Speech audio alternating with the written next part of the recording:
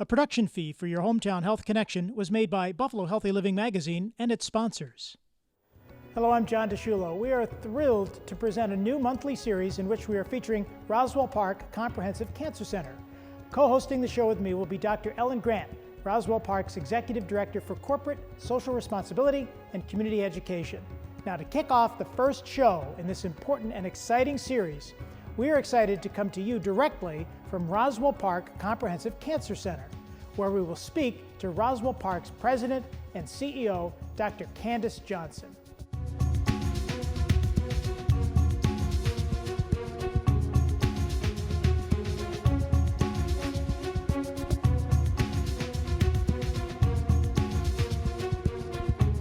I'm sure you will learn many wonderful things from this conversation that may surprise you.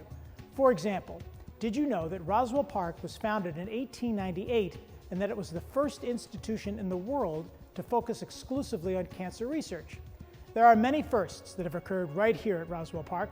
We'll also talk to Dr. Johnson about current research initiatives that reach far beyond Buffalo, and about why Roswell Park is an NCI-designated cancer center and what that means on this special edition of your Hometown Health Connection. So much to talk about, and I'm honored to be here with Dr. Ellen Grant here at the offices of Dr. Candace Johnson at Roswell Park Comprehensive Cancer Center. Ellen, I know we have a lot to do. Let's start. Well, let's get right to it, Dr. Johnson. Welcome again to the show. And what led you to come to Roswell Park? What attracted you here? So Roswell Park, if you're a cancer researcher in this country, you know about Roswell Park. And I had been here many times to give seminars and to interact with many of the scientists here. So when I was getting a phone call from Dr. Hona, who was the CEO at the time, I was intrigued. And the more I looked and the more I sort of investigated not only the city of Buffalo, but Roswell Park, I thought, this is a place I want to be. It's very impressive, Dr. Johnson, when you come in and you see it's a very positive energy when you come into the facility. And when you come in, I was noticing the history of Roswell Park, the individual himself. But what are some of the important facts about Roswell Park that you would want people to know about? So I think it's pretty amazing. Roswell Park was a man. He was a surgeon, a very distinguished surgeon. In 1898, he thought cancer was a problem we needed to take care of. Pretty visionary, because in 1898, you were more likely to die of pneumonia than you were cancer. But as a surgeon, it was the only thing you could do with cancer was to try to cut it out. So I can only imagine that whenever he would go have a patient and he would try to do these surgeries, he was puzzled by what's going on here, because cancer itself is a very dynamic process. And so he figured the only way we can attack this problem is we need to have centers of excellence to study it. And what would you say to somebody who was walking in, what would they be surprised to hear about? Not just about the man, Roswell Park, but now the institution itself and what you're doing. Well, I think, a lot of people think, and actually there were people that told me this when I moved here, that Roswell Park is a place you go to die. It's a place for, you have cancer and you have no other choice. Oh my goodness, it must be severe if I have to go to Roswell. Not true. Roswell's a place of hope. Roswell's a place you come to get screened. Roswell's a place, we're here for our community. We want to prevent the cancer before it even comes. So I think people have a mis sort of notion about what we are. We do take care of patients, but we have a huge research facility here that is working on cutting-edge, innovative cures. We're here for our community. I think people don't sort of realize that. So I think we should think about Roswell in a little bit different way. Well, I do know that Roswell was designated as a National Cancer Designated Institute in the 70s. So what does that NCI designation mean? Is that some sort of special designation that we have here? Yes, it is, most definitely. The National Cancer Institute in the 70s, it was decided that we needed these, actually it's further work that Roswell Park would have loved in the 1970s, is that the National Cancer Institute felt that every American ought to have access to the care that's done in these centers of excellence around the country. And so they designated centers as NCI designated, and that you had to go through a whole process to be designated that. We were one of the first 3 in the whole nation to be designated I didn't know as that. an NCI designated center, and we've maintained that designation since the 1970s. And it's the hope that if you look at a map, there are 50 of these NCI designated centers across the nation. And if you look at this map, every American could be within a day's drive of an NCI designated center.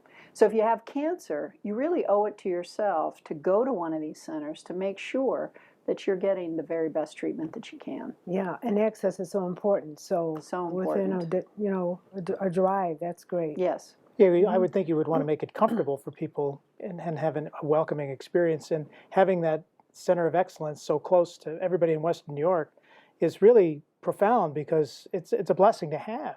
It is profound. And Buffalo at the time in the 70s, Buffalo was, it was one of the largest cities in the nation. In New York State, it was the 2nd largest city outside of New York City, a place of commerce, architecture, and so forth. And so having a center here really made sense. And we're fortunate that it's still here. And Ellen mentioned this since the 70s, with this designation. Yes. But let's talk a little bit about some of that research that's done here. People come in and they get their care, but I don't know if people really know that there's also research that's being done which would impact people across the globe. And what are you most proud of with some of the research projects, and what is happening? So one of the things that we're most proud of is that we're really a center of excellence for immunotherapy, and what that is it's using your own immune system to treat cancer. And our immune system is a very powerful system that works in our body. We get over a common cold because our immune system kicks in and gets rid of the virus, or you'd have this cold, you'd never get rid of it. And our immune system, unfortunately, has not been directed towards cancer. In fact, it seems to ignore cancer in our bodies by a very active process. But it's only our research done here at Roswell Park and many other cancer centers around the country where we're understanding that whole process, and we're able to capitalize on it and be able to design therapies that actually cure cancer. And we just recruited Dr. Rainier Brengens here from Memorial Sloan Kettering. He is really a pioneer in this area of cell therapy where you can give immune cells to patients. And this has resulted in cures for certain acute leukemias, lymphomas, and now some multiple myeloma patients. Remarkable. Wow. Well, screening certainly seems to be as important as ever. Can you talk about some of the screening that's so important for colon and all of those? And I do believe there's some updates on screening too. So yes, I mean screening. It may be. We didn't really screen as much as we should. I'd like to say it's part of my legacy because I thought it was so important. We need to get people screened. We need to prevent cancer from even happening. But we also need to detect it early because when you do, you have a much better prognosis. We all know that. And so we have been very active not only in colorectal screening, breast cancer screening, but now lung cancer screening. And the new initiative we have is a mobile lung cancer screening van, EDDY, early detection driven to you. And this van, we've been going around to the firehouses in Buffalo, doing firefighters initially because, those individuals are exposed to so much toxic everything. And they're not only more susceptible to lung cancer, but other lung diseases. And so we're screening these firefighters. But EDDY is sitting there in the communities of Buffalo, and we encourage people to come if they're at high risk for lung cancer. If you detect lung cancer early, you can cure it. And we all know if lung cancer is detected in later stages where it's all over your body, you have very little chance of survival. So very important. And right now, only about 5% of the people that are eligible for lung cancer screening actually get it. And so unlike breast cancer screening, where we have done a remarkable job, I mean, over 90% of women get breast cancer screening. And that's because we've made it affordable. You don't have to see a doctor to get it. You can walk right in and ask for it. And if you don't have the money to pay for it, luckily we live in the state of New York, it's taken care of for you. We want that for lung cancer screening, and we're working hard for that. And with EDDY, one of the things that I think is very important is that gets you out into the community. does. You know, and I would think, Dr. Johnson, you have to reach out to various factions of the community that may need to really be educated that screening is not going to be a painful experience. It's, as you just said, it's not really going to be a costly experience if you can figure out how to get that handled. And I would think that that community connection is also very important. It's not just what would happen when people come here to Roswell, but it's out in Western New York. I mean, talk about that, a community connection. You know, I think Roswell has stood on this since 1898. We've expanded and grown, but we sit right next to the Fruit Belt, the African American community here.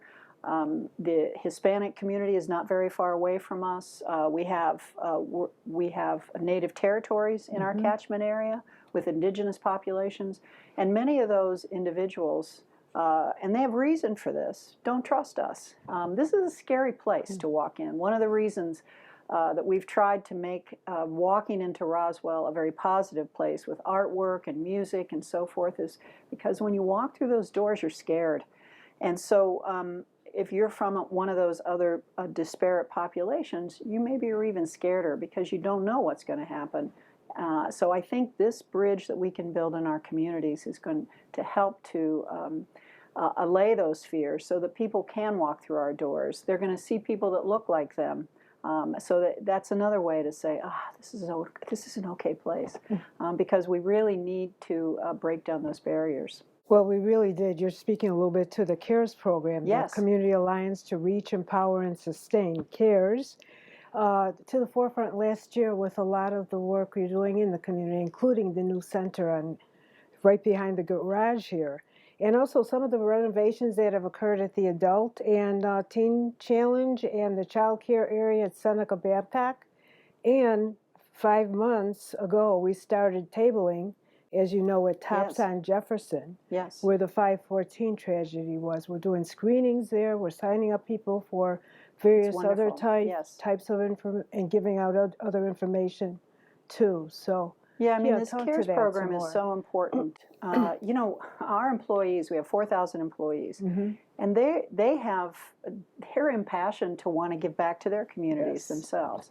And so this program allows them. This is all employee driven. I mean, we help make some arrangements, but these are our employees that are going and doing renovations in these places, spending their time and their effort to do these things, volunteering their time. And so this is another way for us to give back to our community so that when you see the name Roswell Park, you don't associate it with, ooh, that's a scary place. Ooh, that's a place that you know, as I said in the beginning, that maybe you go when you have no other choice. This is a place of hope. This is a place to come, get all the education materials that you need so that you can arm yourself with the appropriate prevention and early detection avenues. It's very interesting, Ellen. You talked about the Seneca Babcock Center, so you're really embedded in the community. Yes. And CARES, just as the name of it, obviously implies that you care. And you mentioned children in that in the screening process. I'm curious as to how you screen a child for cancer and what would be the trigger on that. Well, I think children, thank goodness, children, they're not as susceptible to as adults where we have been exposed to things. And so you need to get, if you're in a high-risk group, you maybe need to get a mammogram or a colonoscopy and so forth. For kids, they certainly need to go to their doctors, but screening for them is just making people aware of maybe signs that they need to be aware of. Also, health and wellness for kids is also important. We have the wonderful John O'Shea Children's Hospital here, which is a tremendous thing in our area. We have a great relationship with them in our oncology program. And so I think that, you know, there's no reason for kids to go anywhere else but right here in Buffalo. And that was not always true before O'Shea and the new hospital. So our community outreach, you mentioned earlier, we're on native land. So talk about that and how we're getting out there in the community. It's so, you know, when you go outside of Buffalo, whether it's into the native territories or even to the south where we have a lot of rural populations and where healthcare and screening measures are just not prevalent, And on the native territories, our indigenous populations, you know, until we recruited Dr. Rodney Herring, who leads our indigenous cancer research program, we really had no access. These individuals talk about trust. They really don't trust the conventional sort of medical community. And so it was only when we have developed these navigation programs on the native territories where we're actually there helping them not only with a healthier lifestyle, but also for early detection for a whole variety of cancers, which is so, so important.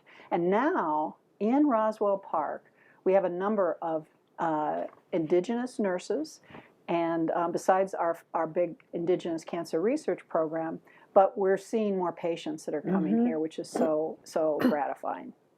That's very important too when you have somebody like Dr. Ellen Grant on your team as well, a very diverse team to deal with a very diverse population, because as we know, cancer knows no age, gender boundary. It does not. It hits everybody. You know, COVID was tough on cancer patients because they, COVID, you know, cancer didn't stop because we had COVID in our midst. And so it was even harder for patients to come in and go to the doctor. They were even more afraid. You know, we would have patients sitting in their cars in the parking lot afraid to walk into the door because of COVID. So it was a tough time, but we got through it. It's now even more important for us to get the screening message out there. Go to your doctor, because people didn't go to their doctor for a whole year. And, you know, if you had cancer undetected, by the time you went to your doctor, it could be more advanced, so very important. With all of the volunteers you mentioned and the people that are here and the doctors, and you mentioned the gentleman that came in. Dr. Herring. Yes. Rodney Herring. Yep. Yes. And then there was the other doctor you mentioned who came in from Sloan Kettering. Oh, yes, Brenchens, Dr. Rainier Brenchens. Yes. So you've recruited and have here at Roswell Park Comprehensive Cancer Center some of the very, I will say, the best in the business. We have. But with that, and you mentioned COVID, because COVID, I think, to me, seemed to be an interesting pivot with how any organization was able to find employees, find staff. How are you managing to find and recruiting people of all levels for all jobs while keeping that eye on diversity, race, inclusion, all of those important points? Dr. Grant's helping us with those efforts, but you have to do everything and anything. I mean, let me tell you, during COVID, we got back to work more than others did, and I was on my computer virtually talking to anybody and everyone, because most institutions were kind of chilling during COVID. We were not. We were out there trying to recruit. And you know, when you recruit a Dr. Rainier Brenchens, it's like getting Josh Allen on the Bills, you know? Other people want to come here, and because of him, we've gotten Dr. Marco Davila from the Moffitt Cancer Center, an incredible individual. Dr. Peter Maslick, also from Memorial Sloan Kettering. So, you know, people want to come and be with the big guys. And so success begets success. And I think we've made great efforts through Dr. Grant and many others through some of our the smaller colleges for nursing students, and we provide scholarships now for nurses at TroCare, sort of as a pipeline for us. We're in the schools. We want to get kids interested in science and math, and you know, over time, this is going to bode well for us. Yeah, absolutely. And I will add, we have been doing a lot of PSAs on the WFO radio, which is the Black-owned radio station. We're also doing a lot of college recruitment, particularly with the historically Black colleges and universities. We have had a long-standing relationship with Howard, which is one of those. But you know, we're out there beating the bushes. We're going to go everywhere. Yeah, it's important because there's competition. You know, because you know, across the street there's Oshai doing the same thing, and down the street is Buffalo General. Well, and people all over the country. The people we're looking at, everybody in the country wants. So it's tough. Yeah. But who wouldn't want to come here? Roswell Park and Buffalo. But let's talk about that, place. because Buffalo, you know, I'm from Philadelphia originally. Dr. Grant, you're from here. I'm from here. Call me Ellen, is fine. That's right. I just have to say Dr. Grant. But how do people respond when they say you're going to come to Buffalo? You know, sometimes back in the day, I don't think it's the same anymore, but people would say, well, Buffalo, you know. But now people, I think, look at the city and what it has. It's such a vibrant place, and you've made it a part of that. And once they come here and they interview and they see our schools, you know, what we have here, the community that we have, it intrigues them, and they, they want to be a part of it. I think the worst thing for us is our weather sometimes. And our weather, the lore of the weather out there is worse than the weather because it's not bad here. I mean, we don't have devastating tornadoes, hurricanes, and so forth. We get a little bit of snow, and we take care of it, and it's beautiful. Right. So I think that when you can sort of overcome that, because it's what they see in the news. Yeah, well, we have a great logo, Buffalo, the City of Good Neighbors. Yes, I mean, it's true. every time someone is in need from, someone having cancer and needing treatment or somebody being affected by a house fire, those GoFundMes go up. And they always seem to go over the amount. It's that's amazing. asked. It's an amazing city. It is. And, Ellen, in the time that I've been here 40 years, this medical corridor is also very important. And I think that's something, too, that has become a real cornerstone, not only for Roswell Park, but for the whole area, because you may have some crossover, I would think, with some of the patients that you serve. Yeah, no, it's, there's a center of excellence for cardiac and stroke across the street. And, there's a lot of, collaboration between our institutions. And we're better because we're together down here. Now, we're here and we're spending our time together, and we have a few more questions in our remaining time. But Dr. Johnson, let's get to know you a little bit. Okay. I think it would be nice for people to know. I mean, certainly you're running this major institution, but how's she to work with, Ellen? She is very humble, first of all. Very humble, very knowledgeable, and she's so accessible. Yeah. I mean, I think too accessible sometimes. I'll talk, I will meet and talk to She has an amazing history. I mean, if you talk about some of your early history, I think people would be enthralled with that. Yeah, why don't we share that a little bit, Dr. Johnson, where you came from and how you got to become I grew president. up in Central Ohio, small town outside of Columbus. My father was an insurance agent. I didn't, my parents didn't have the luxury of a college education. I had an older brother, and my parents sort of were, I don't know, we were very goal-oriented. But I wanted to go into creative arts. I like to, be in plays. I like to dance. I didn't have a good voice, so I was not a singer. But I wanted to be a ballerina. And my father said, absolutely not. I'm not paying for you to go to school to dance. Are you crazy? Very practical man. And so I was always good in math and science. And in those days now, and Ellen has been very much a supporter of STEM programs for young girls in math and science. But when I grew up, it was not cool to be in that. So I always hid it. But I eventually went into math and science, and I was one of those people that I'm always looking about, okay, yeah, this is good, yeah, okay. I achieve. What's next? What do I do next? I've sort of always lived my life like that. But I've had my challenges. It's not easy. I was the only woman in a graduate program of 70 kids at Ohio State University, the Ohio State University. And so it was tough. I had different questions. And in those days, if you said too much, they'd just kick you out of the program. Oh, yeah. And I was asked questions about whether I was on birth control pills because, the notion would be that a woman was going to get pregnant and then she wouldn't be any good to us anymore. Wow. Yeah, it was a different world back then, that's for world. sure. Yeah, thankfully that world is gone. And thankfully that world is gone. But I had very few female mentors. So for me, I am here for female students and whatever your vocation to try to encourage women. I was at the Delta Sonic, and a woman pulled up next to me in her van, and she had two young girls in her back seat. And she recognized me, and she'd heard me speak about this topic. And she said, do you mind taking out a little bit of time to talk to my kids?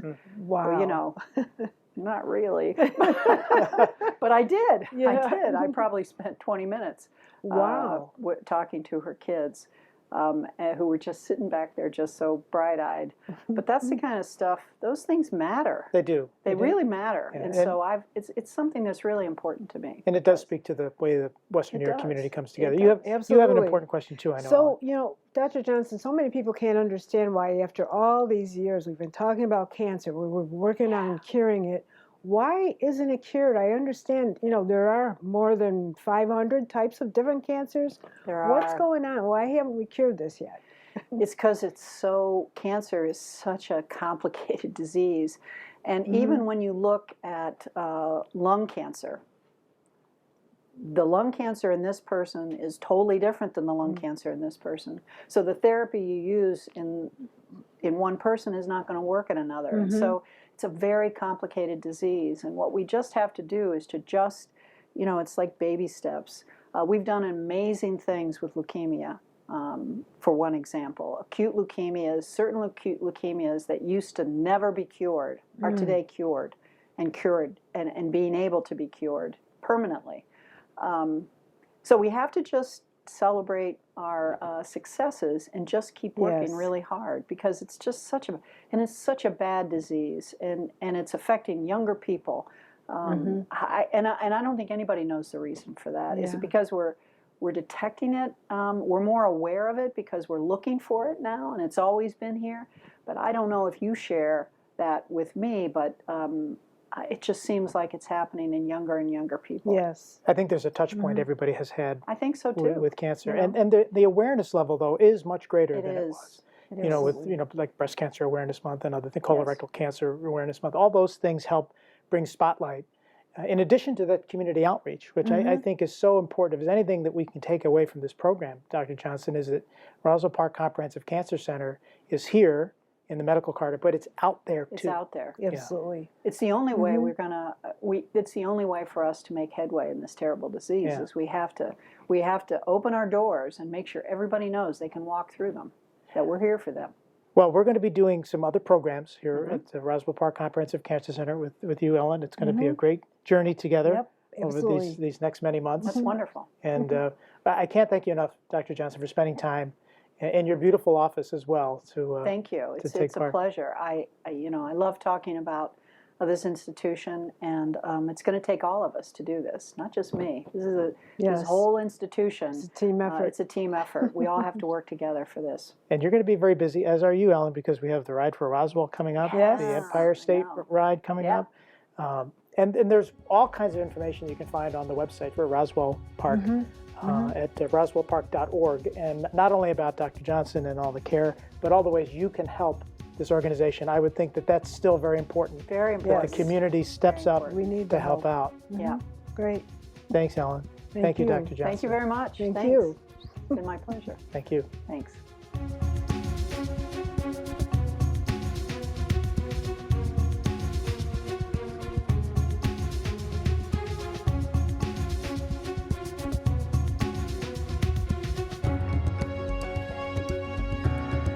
A production fee for the preceding presentation of Your Hometown Health Connection was made by Buffalo Healthy Living Magazine and its sponsors.